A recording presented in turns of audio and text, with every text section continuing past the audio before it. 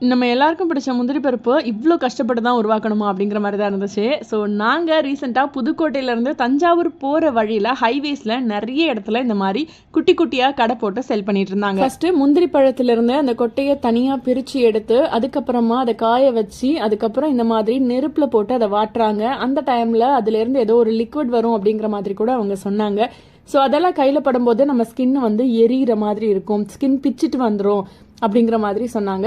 So அதுக்கப்புறமா இந்த நெருப்பில் வாட்டி எடுத்துட்டு அந்த லிக்விடை தனியாக எடுத்துட்டு இதை காய வச்சு தோல் தனியாக முந்திரி பருப்பு தனியாக பிரித்து கொடுப்பான் அப்படிங்கிற மாதிரி சொல்லியிருந்தாங்க. நாங்கள் அங்கே போன உடனேயே எல்லாருக்குமே கையில் கொஞ்சம் கொஞ்சம் முந்திரி பருப்பு கொடுத்து சாப்பிடுங்க, நீங்கள் ஃபஸ்ட்டு சாப்பிட்டு பார்த்துட்டு டேஸ்ட் பிடிச்சிருந்தா மட்டும் வாங்குங்க, நார்மலாக நீங்கள் கடையில் சாப்பிட்ற முந்திரி பருப்பு மாதிரி இது இருக்காது அப்படின்னாங்க. அதே மாதிரியே இது கொஞ்சம் நல்ல டேஸ்டியாக இருந்த மாதிரி இருந்தது. அண்ட் ஆல்சோ வந்து குவாலிட்டியுமே கொஞ்சம் பெரிய பெரிய முந்திரி பருப்பாகவும் இருந்தது.